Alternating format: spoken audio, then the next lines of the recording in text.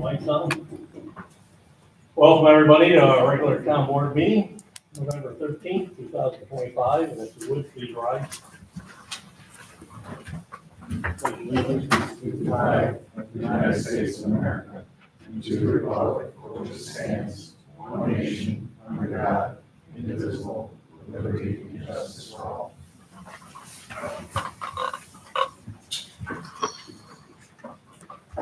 All right.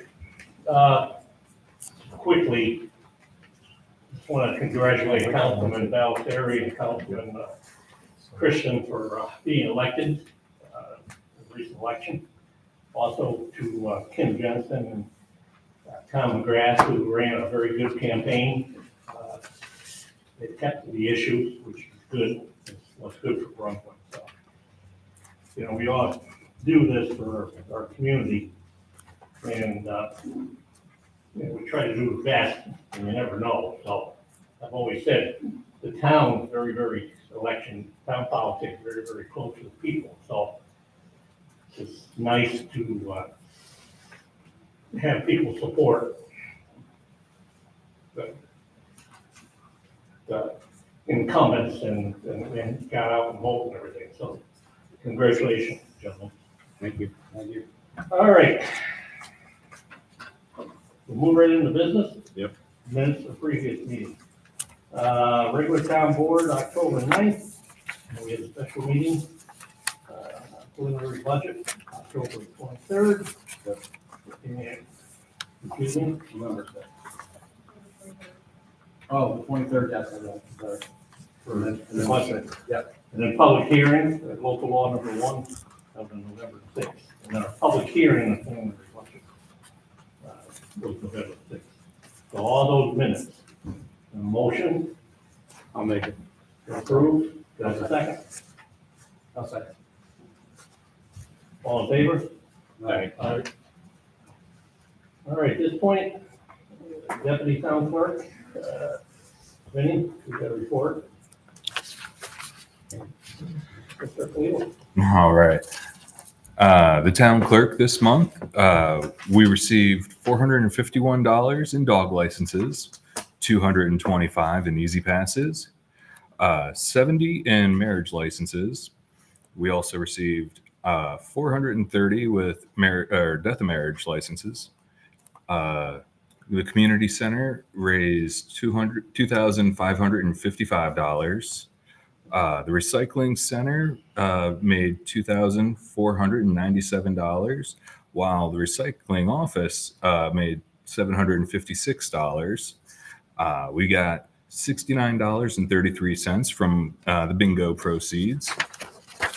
So we gave the town $7,299.73. We gave the State Department of Health $90. The ag markets got $88, and the DEC got $5,123.20. Motion to approve that report. Second. All in favor? Aye. I just want to, just for the record, our first deputy town clerk and our acting town clerk is Cheryl Robbins. She asked Mr. Polito to come tonight to cover her at this meeting. So, and at this point, Vinnie filling in is Cheryl appointed Vinnie as deputy, and what that enables, he works, in the water department, in that department. So what that enables now, we now have that town clerk office back open, and we're not shutting down for lunches. So that's open for the full period. So I appreciate you filling in. Oh, my pleasure. Thank you. All right, highway department, Mr. Bailey.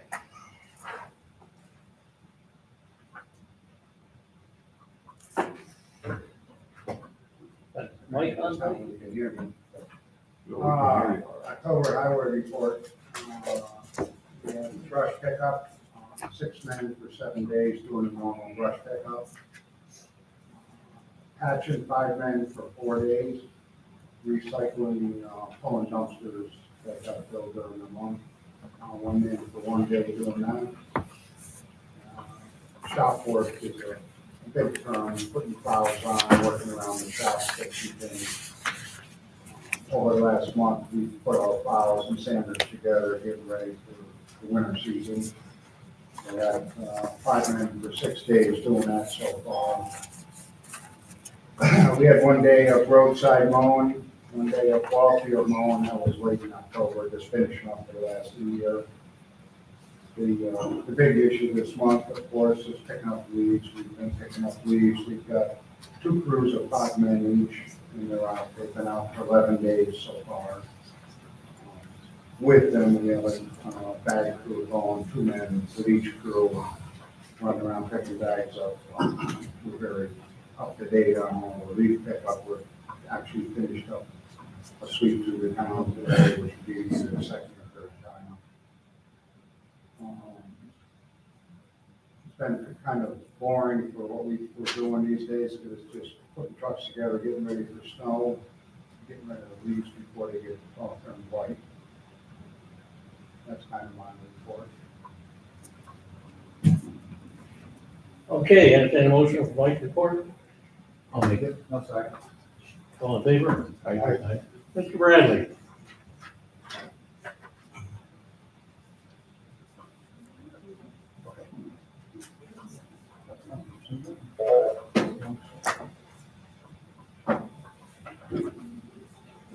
That's actually been closer to the mic. You got karaoke? All right. hear you now. Yeah.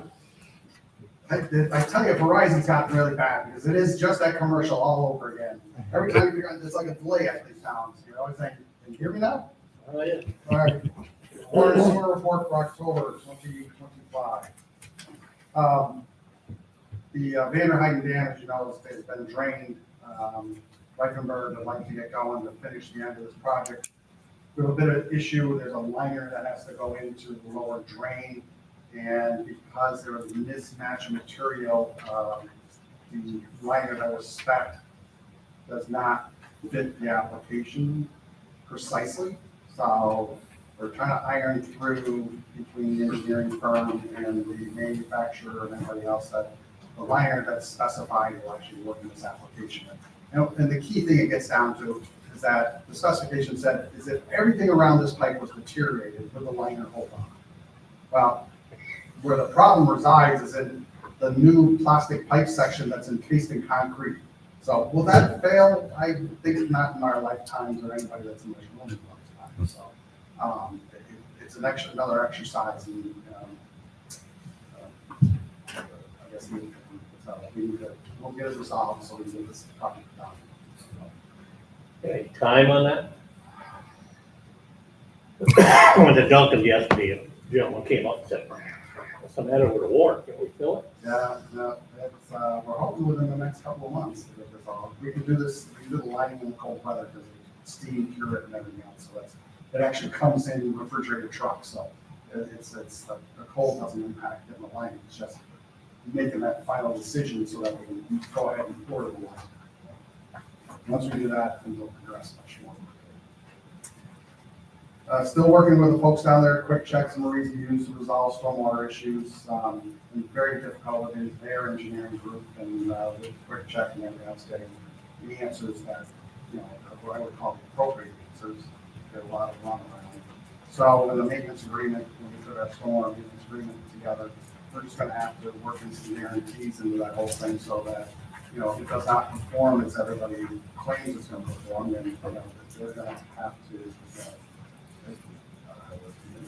do an appropriate fix against that. So hopefully they're right and I'm wrong. Question. We have another issue is over on the Sharp Road development. PEC was notified today about issues over there about the lack of stormwater controls. We shut them down a couple of weeks ago because of that, that they needed to clean up the mud that was on the roads, the erosion that was taking place. They are making the efforts to do that and make those corrections. Again, not as fast as I think they should, but they will not get any building permits, and they will not be able to move forward with anything or any other activities until they hit the stormwater, which they were out there today working to take care of. But DEC has been notified, and if there's non-compliance, fines could be issued after this. We finished the water and sewer re-levy for the January county tax bill. The amount of the re-levy this year was $341,265. That's up substantially over the last year. So if you go back to 2020, we were re-levying about $100,000. We're now re-levying, $341,000. And what's surprising is that some of the businesses and some of the larger apartment complexes are not paying us. Yes, there's a 10% penalty that we put on these, but it's a cash flow kind of deal.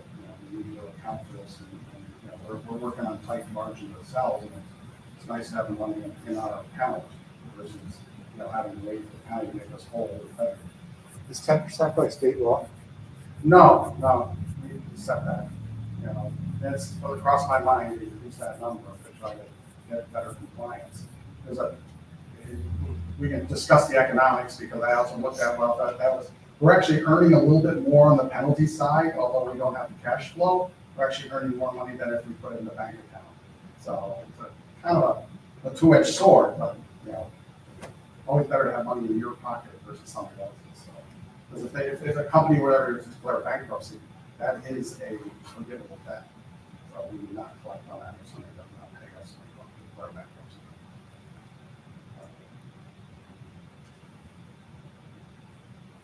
So before you tonight is a resolution for the purchase of a leak detection system. We are, losing about 30% of our water. It's well over $100,000 that we're paying to the city of Troy for water that doesn't get put out.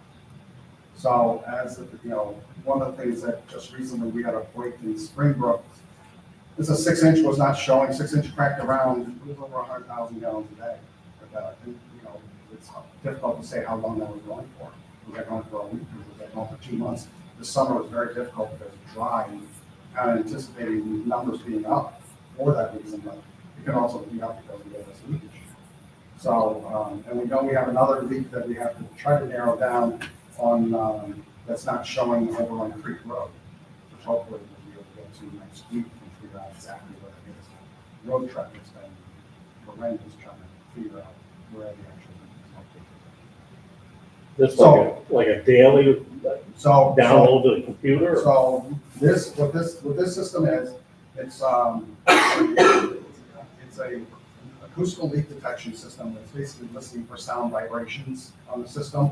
So it listens at night at the quietest periods of time, and it's looking for certain sounds at the quietest point where there's not other noise and interferences there. And then that data is collected. And the system does require you to drive by. So you do have to drive the system in order to collect all the data. So you can drive, one section of town one day, another section another day. So this system still requires you to drive around to do the collection. It mounts on the hydrant. You don't have to get into the other systems. I looked at 6 different systems and their specifications.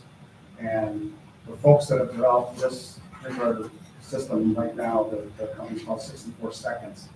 They were the originators of this acoustical leak detection. I was an MIT graduate, and he's sold 3 different companies in the past 30 some odd years. So he develops a product, builds it up, sells it off to a bigger entity. So this is a contract for 200 leak detection units that will cover the vast majority of the system. The only thing that really won't cover is all of the 16-inch main. It's got the best detection where it can listen on the 16-inch main, but there's just not enough hydrants on the 16-inch main to get the spacing to say that you got 100% coverage.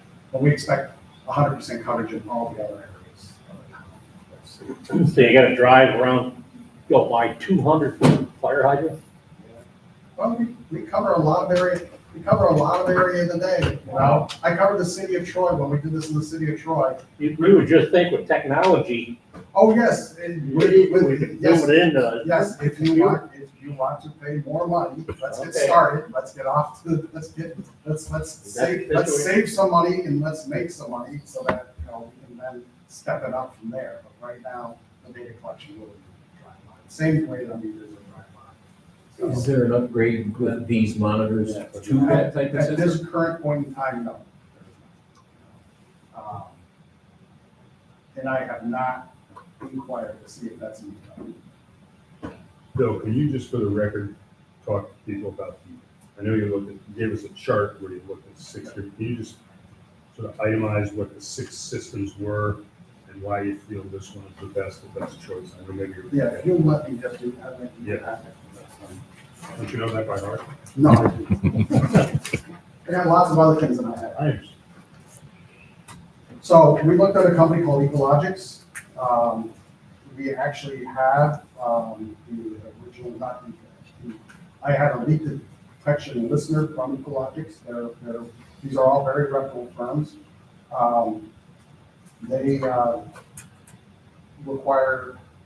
this company was bought by Mueller, which is another big manufacturer. So this requires a physical insertion in the hydrant cap, which would mean we have many hydrant caps that are what they call a bliss nozzle. We would require cutting all those bliss nozzles off, putting adapters on all those for several $100 each, and then, you know, installing their system on it. Now, their system is cellular, but, you know, when you look at the cost of getting started, it's substantially more cost, substantially more effort than anything else to get to the point where the Ecologic system beneficial to us. We looked at Itron. The Itron system is a system I deployed in the city of Troy. Their level of sensitivity is substantially lower than the proposed 64-second systems. The battery life, I also looked at battery life. They have one of the shorter battery lives, 5-year battery life. We looked at another company called FCS. I did not have any experience with them at all. Their system is mounted on the road valves, so you have to open up all the road valves, clean them out, put it on the valve, and it listens on the valves. And that's another drive-by system also. Then there's a system by Guterman, and Guterman is another system we have to install on the valves, and another drive-by system also. The one thing to keep in mind with all these companies that I'm talking about at this point in time, up to Guterman, the 5 of them, they're 1-year contracts with them, so you have to pay a maintenance fee every year for these folks. So 64 seconds, it's a 5-year contract. We are not going to pay another dime for 5 years. And then we get to the 64-second system, and that is, they have the greatest sensitivity, color sensitivity of any of the manufacturers. I talked to the owner of the company, and, you know, they reached out and improved what he described to me is that he said we used to put a sensor that cost us $5 in the system now we put a sensor that costs us $100 into each one of these. So because they've been able to improve the chip technology and everything else, and improve the sensitivity, which allows us to use less units. So that is basically in a nutshell, and then the cost of this is 50. You should know this off the top of my head, is $50,000. So I would request that the board approve this so that we can get this out there. Because, like I say, if there's any of these leaks that we've been fixing that would be protected by one of these systems. You know. How does the system that you propose, how does that attach to the hydrants? It Does it in a mounts on- non-invasive way? Yes, it mounts on the bolts. There's a bonnet bolt or there's a breakaway flange bolt. It will mount on either one of those. And yes, they have had some handling issues in different places, not excessive. But if you can salvage a stainless steel base, you salvage a stainless steel base, and that'll replace them for $50. So you have not had widespread vandalism. They have had. So Bill, this is like a radar gun when you ride by. No, it's radio. It's just like our water meters. It's what they call a 900 megahertz spectrum. So it's a radio frequency. It's in your truck. Yeah, it's in your truck, and you drive by, and it picks it up, and you know, as fast as you can drive to town. Yeah. I'm just thinking 200 hydrants can take you a little bit to circle. Well, we can put them on the leaf trucks, and by the time they get done, so, Now I don't you're- have to be the one. Now you're thinking outside the Yeah, box. I know, they can go on any of the vehicles, so they can go on the snowplow, the guy's a snowplow. Bill, how much more was the cellular system versus the 58,000? That's one of the things I did. I did not do a total financial analysis of each and every single system. I do know that each hydrant adapter is from Larry Funk when he did these. It was $170 for each one of those adapters that we put on. But then you had the time of going out there, you get all volunteers, cutting off these nozzles, threading these nozzles on, and then the cost on top of this. These sensors are run about $225 a piece for people. So it's probably 2 or 3 times more than that. Yes, absolutely. And the last question I have was, you said it doesn't do well for the 16-inch main, but that's where Springbrook is where the 16-inch main is. But that's not where the brakes have been. Brakes have all been on the smaller end. Okay. Oh, well, there was one for the house. That was years That ago. was a tapping- That was years ago. That was a tapping sleeve that failed there. But no, it's the failures, the majority of failures that we have seen in the town in the time that I've been here 15 years. We've had a few breaks on 16, but the majority are all the smaller. Thanks. Is there a situation where the distance on 16 between hydrants is too great for testing? Should we have some more hydrants on the 16? There's no doubt that we should have more. Each hydrant now is over $1,000 plus the installation cost. So it's substantial, but it should be done because you got a system that's already hundreds of years old, but we have to budget for that. So the first thing is we need to solve the leakage problem. If we solve the leakage problem, then we can have some money that would work us to do those sorts of things. I'd be interested in where you would recommend. Yeah, you know, the recommended spacing is no more than 1,000 feet wide. Yeah, I need a few more hydrants. Thank you. Bill, can I have my sheet back? Yeah, watch it. All right, entertain a motion to approve village report. I'll make Give us a second. a second. All in favor? Aye. Does the board have the resolutions? I only got one resolution. I don't have any of them. That's an old resolution. Yeah, they're all over. Are they in the packet? If they're not together? Usually, you- They're not. Yeah. I don't see anything. Now we got resolution 74. 73, 74, 75. In the packet, so you gotta go through it. All right. So use that, Started staple together. 72, 73. Long we're here. You're making us work. Yeah, everyone should have a copy that's stapled together at the very back, but the ones that y'all were signing were being passed down.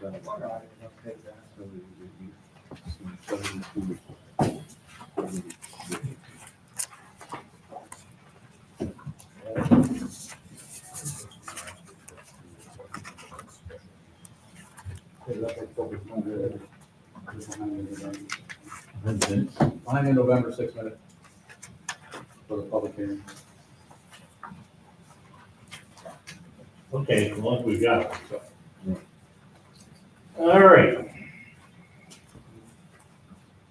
Mr. Mel is on vacation, so that's why I gave you all that, kept asking all that question of Bill. so.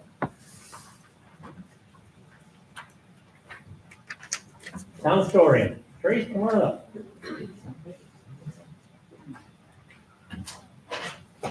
Good evening, gentlemen. So my report for October, the annual Forest Park walkthrough was held on October 18th, and we had approximately 120 people in attendance, which was pretty good. That seems to be our normal, well, around our normal range each year. To date, I have researched over 300 families that are interred in that cemetery, and believe it or not, there are quite a few more to go, but I'm well on my way. I'm also continuing my work on documenting veterans from our town. I found in the 1930 census that there were 108 veterans that were recorded. There were 3 from the Spanish-American War, 1 from the Civil War, and 104 were documented to be in World War I. And I found a few more interesting articles of interest in the scrapbooks of Mabel Keyes, who was a teacher in Brunswick. You remember before I had mentioned some of the men that were killed in action and some that were wounded. She and her husband kept in touch with the students that they had that went to war, and she's got a lot of interesting things in the scrapbook. So a few stories I found was from the Hausteins. They were four brothers who all served their country during World War II.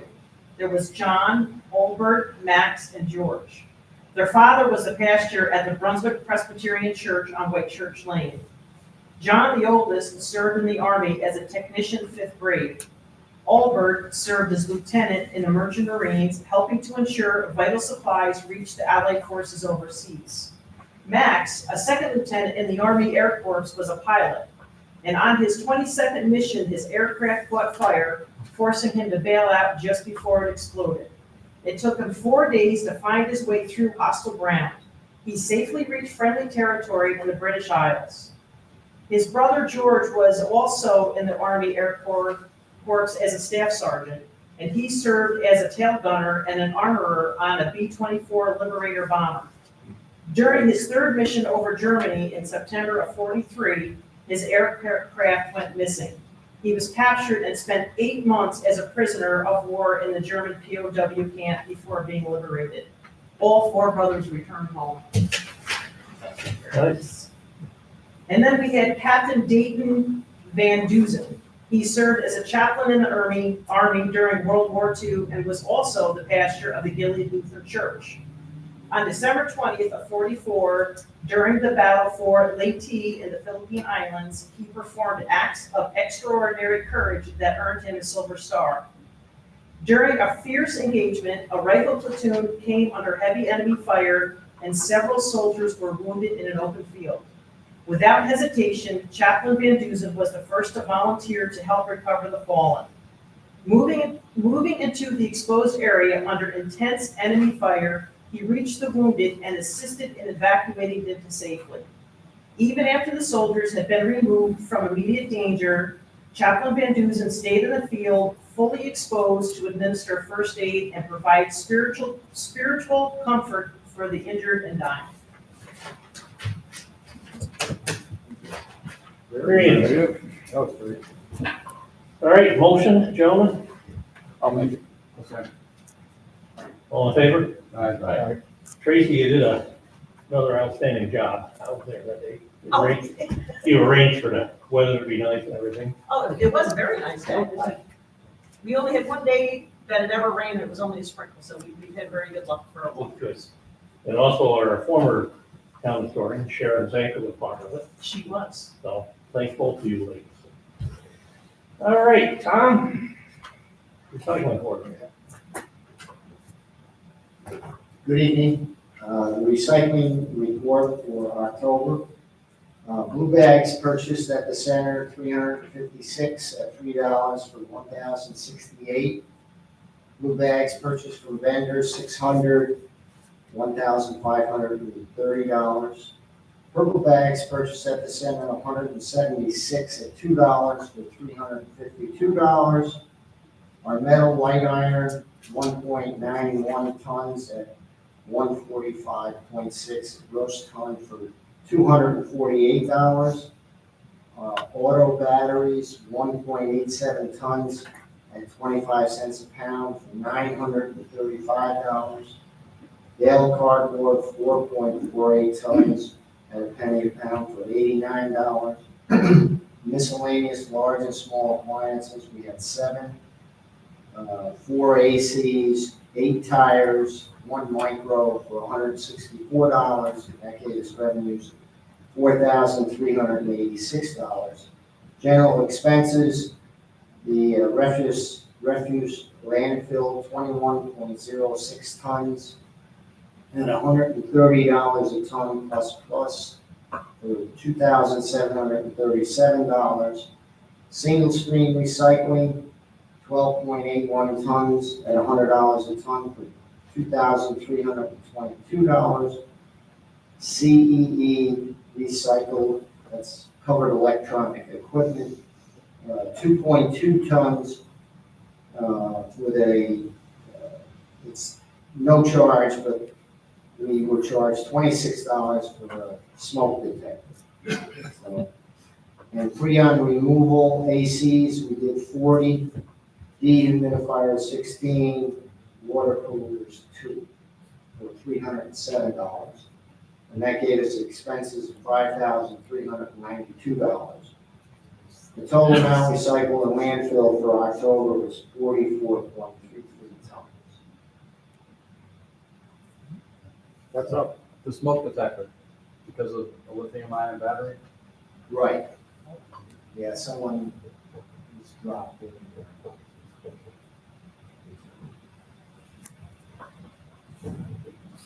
All right, I made a motion to approve Tom's report. Can I have a second? I'll second. All in favor? Brunswick Community Library. Come on up. Yes, please. Thank you. Hello, good evening. I'm Alex Duggan, President of the Board of the Trustees of the Brunswick Community Library. Sarah is feeling unwell this evening, so I'm here to report. She's had a lot of kids' activities at the library recently. All the kids are sick. All the kids are sick, so Sarah's sick now too, but she'll be fine soon. She sent her full report to you by email, so I will just talk about the highlights here. Library services for October, we had 2,319 visitors, 438 reference questions, 209 unique Wi-Fi users, which is an average of 19 users per day. The study spaces were booked by 340 people, 101 tech use and assistance questions, and 10 passports processed. And this is now going to be the end of our passport processing ability. The Department of State has taken away public libraries as authorized passport processors. So we're losing a significant amount of income by not being able to do that anymore. So total library services for October were 3,417 people, which is significantly higher this month than October of 2024, which was 2,900 people. So more people are using the library. Checkout statistics were about the same as they were this time last year. 3,500 items, physical items, 2,000 overdrive items, 100 items on Hoopla, and 1,100 items on Newsbank. So that's a total of about 6,800 items, and we were at 6,900 this time last year. So pretty similar. Program statistics, we had lots of programs in October. I won't talk about them all, but they covered everybody's ranges of interests. The most attended program was our Halloween party with 240 kids. On Halloween afternoon, there was no school that afternoon, so we made sure the library would be open for them. They had a great time. So total attendance for programs in October was 819 people, which is significantly higher than the 634 people in October of 2024. So that's how we like to look at the stats. We don't necessarily go month by month. We compare to the same month last year to see the trends. Other things to tell you about are the upcoming programs in November. Monday is going to be a Medicare seminar. Wednesday of next week, we're having the Herb Club plant cards and ornaments. And on Wednesday evening, on November 19th, we're having a Friendsgiving pop-up. This is going to be our first time doing this. We're very excited about it. It just seems like in the last couple months, the community likes getting together and sharing experiences, sharing food. So for folks who don't necessarily have family or places to go for Thanksgiving, come to the library on Wednesday the 19th and enjoy a potluck with us. Other things that we're doing, which dovetail with our mission, to extend more services to community members in need, we are collecting food for the Brunswick Cares Food Pantry. It's a big collection box there. We're also having a snack club for kids after school, Monday through Friday. Free, healthy, shelf-stable snacks for really people of all ages and for people in need.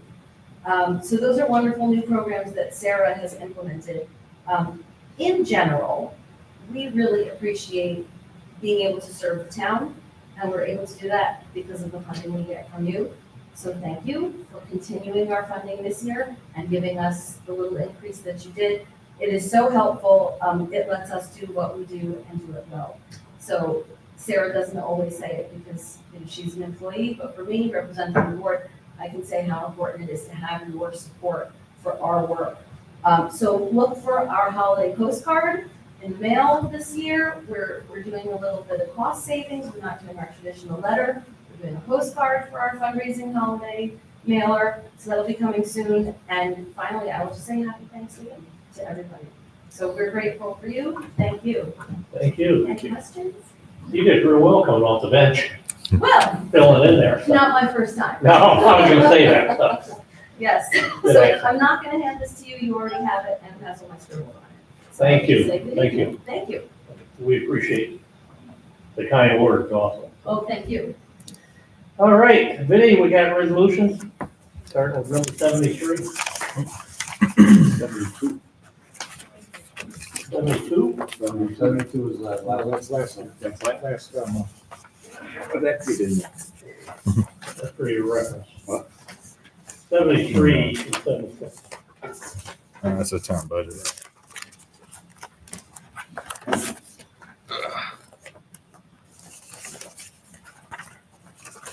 Okay.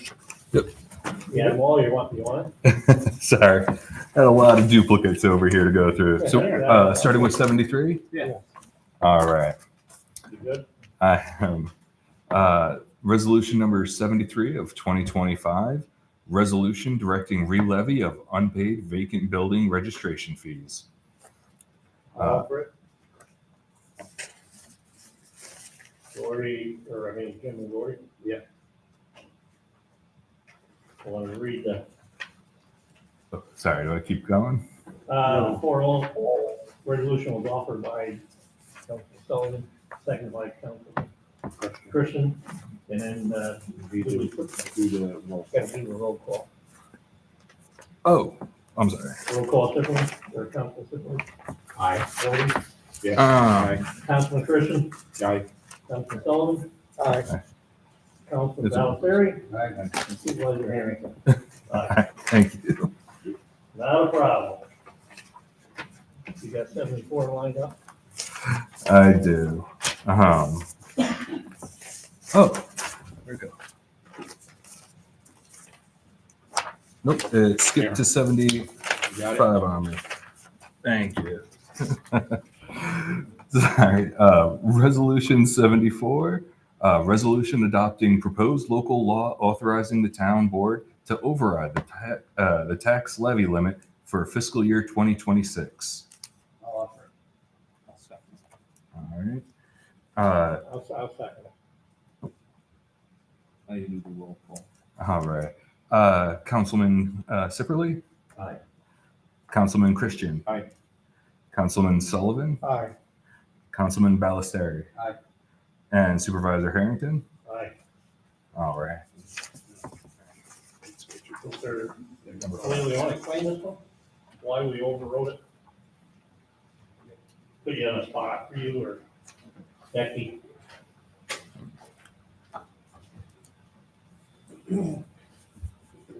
This is the first. Yeah. This is the first time in 13 years that it's been in existence, the 2% tax cap. This is the first time that we've ever had to override it. We've always been under the tax cap by quite a bit. The reason that we're over the tax cap this year is the formation of the ambulance district. It's the first time we had it fund that by a tune of $900,000. And that put us over the tax cap by $733,541. The legislature passed the resolution, as we said the last time, at the public hearing, where this wouldn't have affected the tax cap. They passed a resolution where the ambulance districts wouldn't affect the tax caps because we're not the only one in the state with ambulance problems. So in order to help out, they passed this. Passed it in the Senate, passed it in the Assembly. However, the governor hasn't signed it, so puts everybody in the same boat as we are that are doing this, where the money goes into the ambulance district will be count against our tax cap dollars. And like I said, this is the first time in 12 years that we've had to go over the tax cap. Prior to putting the ambulance in the budget, we were under the tax cap by about $72,000, I believe. So we had a lot of room there, but again, we're over by 733,000 now. Yeah, excellent. All righty. Now we got number 75. Get that one? Yep. Resolution adopting 2026 preliminary budget as of 2026 annual budget of the town of Brunswick. Offer. Second. Councilman Kipperly, Aye. Councilman Christian. Aye. Councilman Sullivan. Aye. Councilman Ballesteri. Aye. And Supervisor Harrington. Aye. I wish we had another dozen. We're just getting going now. All right. I was on the roll. We're on a roll now. Number That was last one. Resolution number 76 for 2025. Resolution authorizing the supervisor to enter into a contract with TI Sales Inc. for the purchase of a leak detection system for the water department. I'll offer it. Second. All right. Councilman Kipperly, Aye. Councilman Christian. Aye. Councilman Sullivan. Aye. Councilman Ballesteri. Aye. And Supervisor Harrington. Aye. All right. All good? Yep, that was the last one. So Bill, when you retire, we can get you to ride around once a week here. There you go. Check the new construction going on. Hey, you gotta look for that too. You see any new buildings or That's right. we can make this work, so it's not a problem. Old business, we got any old business? Just an update on the ambulance. We received, 2 responses back for the RFP, currently evaluating them. And it's moving forward, so we're hopeful that, we'll have something to approve in December. And start the year with, everything. Okay. Any other old business? New business? I've got 2 items of new business. Excellent. Hopefully one's just a housekeeping. I was contacted by our dog control officer today. And you may be aware in the past, since she's taken over, since we contracted with our current shelter, there's been a problem where she's not able to place dogs there weekends, nights, or any off hours, only during the veterinary officer's business hours. Has been a problem a time or two. She's also the control officer for Petersburg and a couple others, but the town of Petersburg has built or fashioned a shelter that is Ag and Markets approved. They have offered to her to make it available for Brunswick, for, not for long-term stay, but for those nights or weekends, until she can get it placed with a regular shelter. She wasn't sure, I wasn't sure, is that anything that requires a contract or a resolution? A very simple intermunicipal agreement saying, just exactly what you said, what the rate's gonna be, so. And they have mentioned a rate that's cheaper than what we're paying, but they're not interested in doing all of the sheltering for us. So that would make her job easier. We need to put something together. The other item I had the pleasure representing the town at the annual meeting of the Rensselaer County Cornell Cooperative Extension last week, at which time they had an award ceremony where they recognized the town of Brunswick and presented us with their golden sponsor award to the Brunswick Community Center of the town of Brunswick for dedicated service to our community in support of the facility location to allow programming efforts of the Cornell Cooperative Extension in Rensselaer County. It's an arrangement that apparently goes back to Joanne Tarbox's days when she was on this board and executive director of Cooperative Extension and involved in putting the community center together. And they had a long history of using the center for all kinds of activities. And they're much appreciative for it and presented us with the award. That's excellent. Very, very nice. Thank you for representing us. Anybody else have any new business? I'll quickly say that people with Facebook understand it, but our youth Brunswick Bulldog football program, the seniors won the Super Bowl this year, which is quite an honor, because there's 16 different teams involved, so we're undefeated. Super turnout. That program has really, really grown. Expanded the cheerleaders, and all the parents, and I went up to Mount Anthony for the Super Bowl, Vermont, and the other side, Vermont side, maybe had 50 spectators, which is fine. We had over 400, I might add. Unbelievable town spirit, turnout. The banquet, many of us were at the banquet, 330 people at that banquet at the Hilton for the Bulldogs. Kids had a great time. Somehow they kept them under control pretty good most of the time, man. But it's talk about the youth in the town and, sports, and it really does my heart well to see the turnout and the spirits and everything. So it's great. And I guess I can't hide the fact, I went to the first Bulldog banquet 30 years ago. That's when the program started. So I've been around.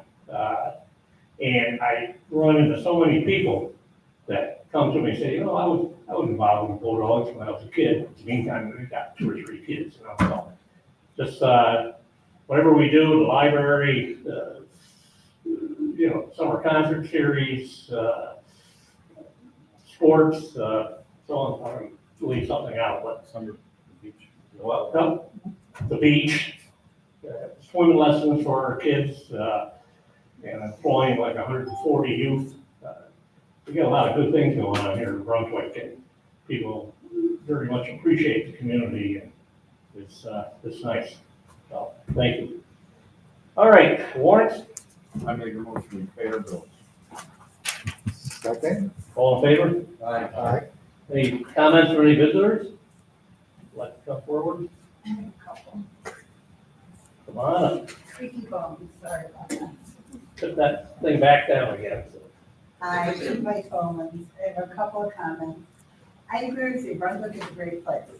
And there's a lot of stuff that gets done for the community and the kids. So I think it was nice that you just listed all that out. I think that was great. I just wanted to mention, I'm sure you've all seen the county legislature last night unanimously approved the resolution saying the National Grid should probably look for a different location to build their energy transfer station and not in our neighborhood. So I just wanted to say publicly, I really appreciate your support for that. I think that was great. A couple other questions, and I've been to the planning board meetings. I can't say anything more about that. You guys know how I feel about the National Grid thing. So I think the planning board will do their due diligence, and I hope that they will take to heart the resolution of the county. And I think my own feeling from listening to some of the questions from the planning board, I think they agree with the resolution that was put out by the county, but obviously they can't say that, and it's got to go through the due diligence. So I appreciate that. The other couple of questions I had were really related to the first 2 reports tonight. One was the water leak system that was just approved. My question, if I heard correctly, was a 5-year contract, which is great. But what happens if the company falls below standards in that 5 years? Is there an out? Are you stuck with them if they don't do a good job? It was just a question of mine to have a long-term contract with them. Well, the contract includes both the cost of the sensors themselves and the maintenance fees for the software and the analytics and everything else behind it. I have great confidence in these folks since they were the originators, and I've worked with several other different systems in the past. Yeah. So I don't really, I see them, like I said, he sold 3 different businesses. So if anything, he's going to build this business up and sell it again. I don't know. So all the systems that I've worked with have been successful, and this is the next generation. So Okay. that's where I'm coming from. Is there any guarantee when you work with somebody like this? No, there's no guarantee. No, that was my point. There's no guarantee, and so what happens if they don't meet the standard that you're setting for them? Are you stuck with them for 5 years, even if it's not what you want? But I had no knowledge of the business. I trust you. You're the one that's doing the work. It was just a question that came to mind. The other thing was about the Sharp Road building permits. I'm glad to hear that they stopped them since there's stormwater drainage issues there in that project. But I thought at the beginning, that project was also partly North Greenbush. Isn't the property in both North Greenbush and Brunswick? So is North Greenbush also not issuing any building permits, or we can't speak for North Greenbush? We only want to come up and grab that mic. North Greenbush is just a few houses up on top of the hill, right? Grab that, I'm sorry. There's 4 lots, 3 of them, oh no, excuse me. 4 lots. So 2 of them in North Greenbush have been built on, there's 2 more lots in North Greenbush that can be built on. And we have an intermunicipal agreement that Town of Brunswick has priority over the stormwater. Okay. So yes, they can hold them up from issuing any other building permits because we have this sort of. No, I'm glad that that's true. I'm glad that you're holding them accountable for the stormwater drainage. Because I drive over that road all the time. Yeah, it's a bit of a mess, and I shouldn't have let them get as far as they did, but we're on it. No, I appreciate that. Thank you. Any other comments from visitors? Hello, I'm Chris Shannon, 222 Lake Church Road, representing the Brunswick Soccer Club. I'm president of the club, and met with the town, come to board meetings. We met with the attorney and supervisor in March of this past year. So I wanted to stop back, give you an update on some of the priorities of the club, and just some updates on what we're doing. So we just finished up our fall season. We had about 350 players, about 50 coaches, hundreds of parents, 7-week season, and just a really positive experience. A lot of compliments for the fields and for the town. So we appreciate very much the ability to use those fields. The club invests in those fields. You know, we fertilized them twice. We recently aerated the fields. Town has rolled the fields. So they're in good shape. We get lots of compliments from people who know soccer and know what a good field is. So we're going to continue to do that. Some other updates. We've got our winter season travel academy kicking off. It's competitive soccer, train over the winter, play indoor soccer at Athens, and then competitive soccer, the CDYSL League in the spring. So a lot of teams, a lot of players. Really, our enrollment has been higher than it's been in probably 5 to 10 years since I've been involved in the club. So a lot of interest. We've got 17 board members now, so we just added 2 more. The board's trying to do a bunch of things. The major things we're trying to do are put forward a plan for lighting the fields, and then establish 501c3 with the IRS. So that's our focus, trying to make progress and get that stuff done. Our 501c application is in, and our lighting project, that's really the update I wanted to give you. The last we talked, we met in March. There were a couple things we reviewed. The attorney wanted to see our insurance, so we sent that to you. Insurance policy through CDYSL. Stated that you wanted to approve a building plan once we get to that point. Well, the code, we don't do that.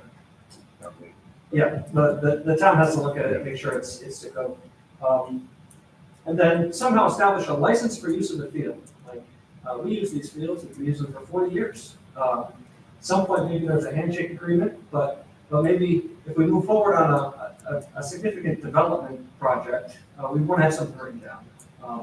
And that was, I think, your idea, to get something in place. So those were the 3 things I took away from that meeting. Over the past couple months, we've selected a contractor. We're expecting building plans, layout of the field, to meet our requirements, but also, something suitable to submit to the town, that we can gain their approval and make sure that we're checking all the right boxes with. So next month, I'd like to give you that plan, along with a letter that, kind of presents the club's, plan for using the field, how we would expect to utilize the lighting system, for our club activities and just the benefit that it provides the club and the town. So, that's the update, that I have. So I think hopefully at the next meeting that you have, we'll have, some plans for the lighting system and then, the club's, proposals. Any questions? Chris, I appreciate, again, another strong program, our soccer program. Drive by that summertime, that place is packed, you know, you can park across the street, so. I love these sports programs. Love the fact kids can put their cell phones down for a little bit, and get out there and participate, you know, it's good, so. And it takes a lot of people like you to put it together, so, thank you. Right, All thanks. right? Anybody else?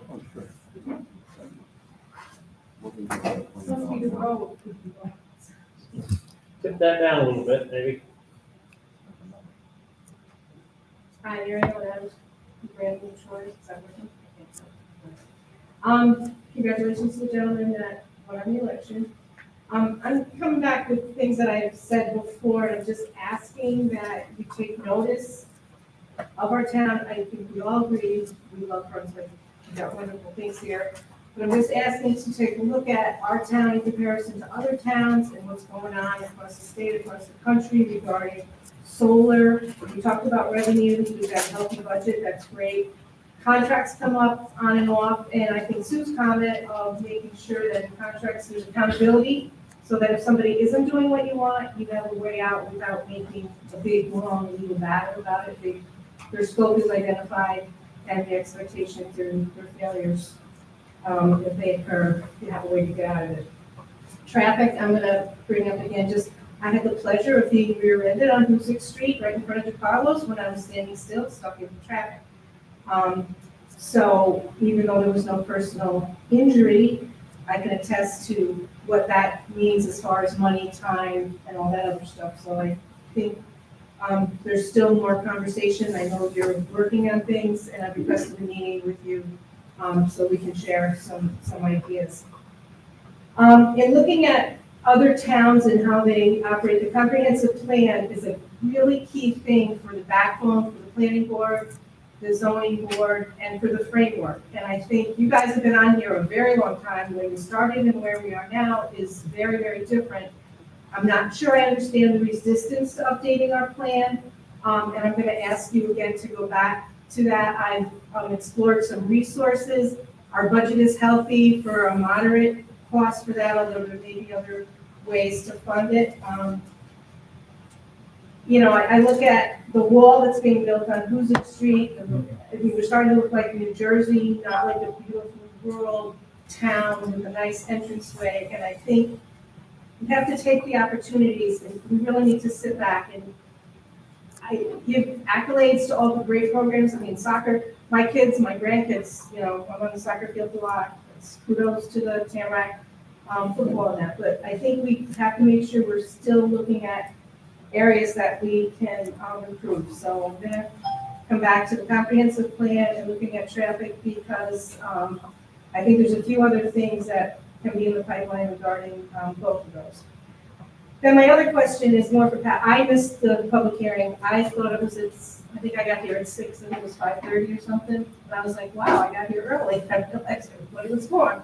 And I'm coming from the school board perspective where when we looked at budgets, they were set up where you had, so like for this year, you would have the expenses for 2024 and then you would have your 2025. So you knew what you actually spent the prior year on that line, you would go over to the next thing. So you have a sense of, is your budgeting accurate? Like where are you over, where are you under? And then you've got all results in your fund balances and can they be itemized in a way? I think I sat there, actually I'm kind of mad at myself for being late because I sat and went through all those pages and compared, flipping back and forth.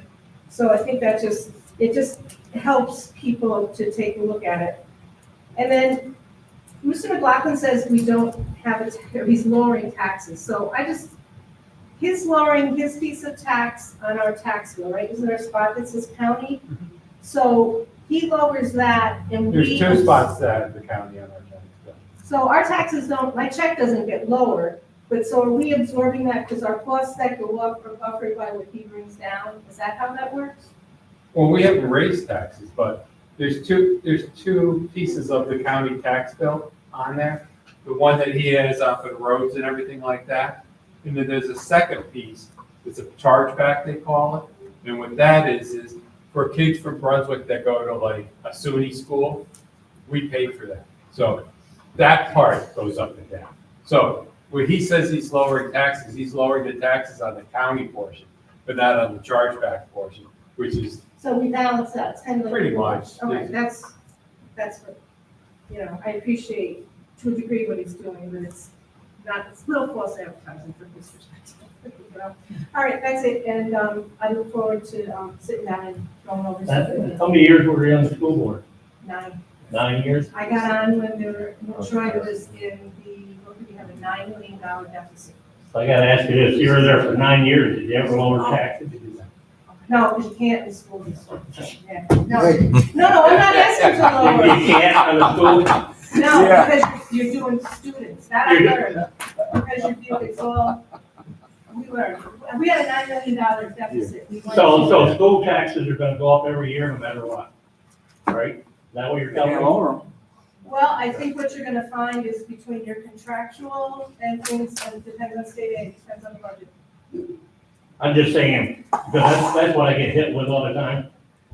People are saying, do Well, I something. don't think it's realistic that you can keep taxes at a level thing all the time. I mean, I just don't think, I No, I'm don't just think saying, you can do it. You're very good, you come every month, you're very concerned about the economy and people. Yeah. And running the town and our health insurance and our employee needs and our equipment, 400,000 for trucks. So it's very easy, it's very easy for me to say I can't lower taxes, or it's very easy for the county to say I can't lower taxes. So I'm just saying, I want to get your spin, because I know you're good. If you served for 9 years, and you never lowered school tax, or never held it, it's Well, just no, a we challenge. had a $9 million deficit, so let me tell you, that takes a little bit of work to get out. Okay, well, we've never had a deficit, Yeah. so. Yeah, I walked into that one. Yeah. I wasn't paying attention. How for was it really when you long walked time. out though? Huh? How was it when you ended it? Or you're still on the, No, I left. and how was it, how did it, Oh, was it on, when you left, they was it were, balanced? they were and- positive, and- yes, and- yeah. So there was no Tax increases on the tax, the school tax after you left? No, I'm not saying there's no increase, I All didn't right, say so- that at all. No. I'm just saying that, we try very hard, and it's, I'm not faulting you about taxes. no, but I'm No, just I saying, probably know more than many, I know you do. the costs that go in that you don't have control. Yeah. You know, so that's. All right, that's- okay. all right. So that being said, anybody else at this point? I'll entertain a motion to adjourn. I'll make it. Second. All in favor? All right. Thank you. Thank you.